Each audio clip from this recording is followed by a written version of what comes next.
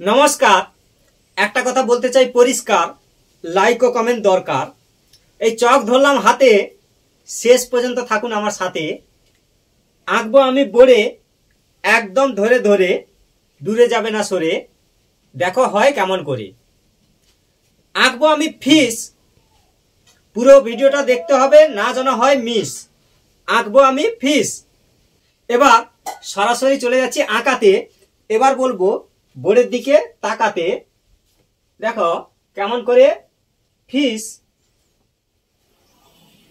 এরকম করে ঘুরিয়ে এই টান দাও। এই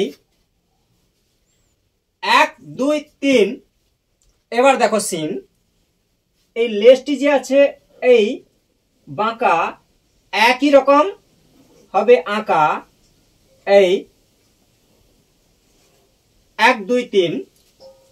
এবার হালকা করে মুখটি করো ফাঁকা।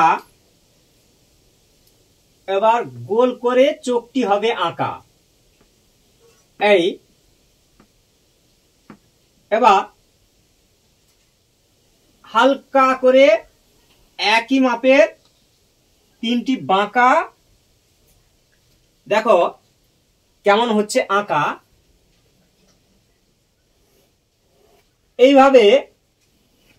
এইভাবে করো ডানা। এই হচ্ছে মাছের ডানা, এটা তো সবার জানা। এখানে মুছে দাও। এই